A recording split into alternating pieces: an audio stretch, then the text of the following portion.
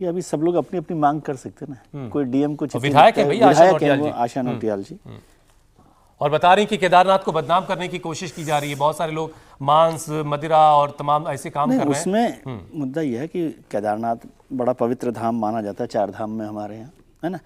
और वहाँ यदि मांस मदिरा के उपयोग पर या व्यापार पर रोक है तो वो तो एडमिनिस्ट्रेशन कर सकता है।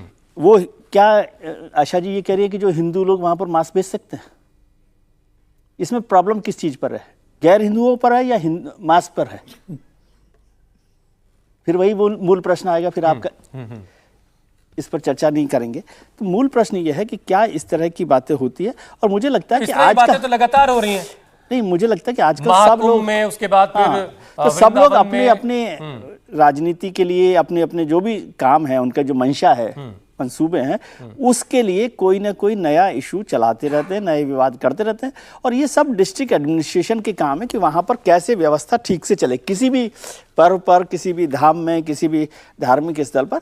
लेकिन अब इस पर सब तरह की राजनीति होती है, वो चल रही है। मैं तो इस पर कुछ कहना नहीं चाहता कि क्या होना चाहिए। मतलब प्रतिबंध है वहाँ पर और नहीं इस्तेमाल होता है तो इसको गैर हिंदू हिंदू करने की बात ही नहीं। उनकी आशा जी ये बात सीधी कर सकती थी कि ये नहीं हो। एक पहलू ये भी हुआ कि एडमिनिस्ट्रेटिव फेलियर है। हाँ, तो मैं यही करूँगी, ये तो पार्ट ऑफ एडमिनिस्ट्रेशन है ना। उनको देखना है कि वो क्या करना चाहते हैं, क्या नहीं करना चाहते। और हर्षवर्धन जी, आप कैसे देख रहे हैं इस बयान को, इस मांग को? नहीं, इसमें कोई मतलब ऐतराज जैसी बात ही नहीं है कि ऐसे पवित्र धार्मिक स्थलों के आसपास किसी भी तरह के मांसाहार या उससे जुड़ी हुई सामग्री नहीं बिकनी चाहिए।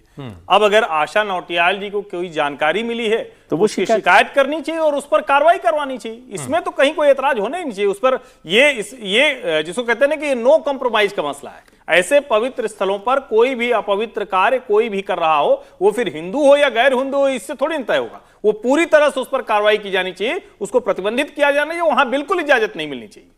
ठीक है, विनोद जी कुछ कहना चाह रहे हैं? नहीं, बिल्कुल। देखिए, सवाल ये है जो मांस मदिरा और इस तरह के काम की बात की गई, तो चाहे हिंदू करे, मुसलमान करे या गैर हिंदू करे, कोई भी करे, इस पर रोक लगनी। अभी हाल की घटना है कि वो एक सज्जन में नाम इसमें ढूंढ रहा था, औरी करके हैं, वो हैं तो हिंदू ही, वो दर्शन करने गए थे वैष्णो देवी, और कटरा के बेस कैंप में आकर उन्होंने शराब पी, और शराब पीने के बाद उसका फोटो इंस्टाग्राम पे डाल दिया।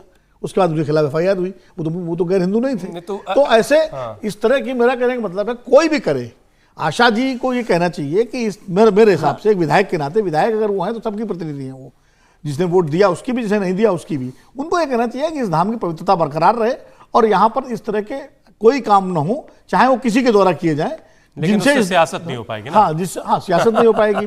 जैसे महाकुंभ की बात हुई थी कि महाकुंभ प्रवेश न दिया जाए, बाद में सरकार ने मतलब सबके लिए खोला, और जो वहाँ जो कारोबार हुआ, जिसका योगी जी ने पूरा डिटेल दिया, उसमें गैर हिंदू भी शामिल थे, जिनकी दुकानें और जिनका कारोबार को फायदा मिला। और राजनाथ जी ने तो जाके वहाँ कहा कि महाकुंभ तो सबके लिए है, ये तो किसी एक धर्म विशेष का थोड़ी है।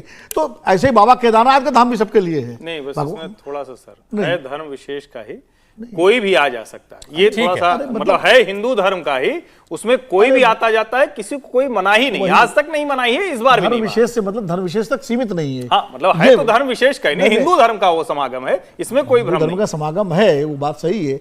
वो मेरा कहने का मतलब ये था कि किसी धर्म विशेष तक ही सीमित नहीं है। चलिए, हिंदू, क्योंकि आप अगर आप गैर हिंदुओं की बात कर रहे हैं तो कुंभ में इतने विदेशी आते हैं, इतने विदेशी आते हैं, तो आप छोटी सी टिप्पणी है कि सामान्य तौर पर देखने से लगता है कि ये राजनीति है, लेकिन हमको उत्तराखंड के पिछले 4-5 वर्षों की पृष्ठभूमि देखनी पड़ेगी कि वह किस ढंग से दंगे हुए हैं, क्या क्या हुआ है वहाँ, कैसे बिना नाम के मजार बनाए गए हैं। तो एक वातावरण ऐसा है जिसमें इस प्रकार के भाव पैदा हो रहे हैं। तो जब तक वो वातावरण का निराकरण नहीं होगा, न्यायिक समाधान नहीं होगा तरीके से, तो इस प्रकार के भाव उभरेंगे, बहुत सारे संदेह और शंकाएं पैदा होंगी। गैर हिंदू से बात अब सीधे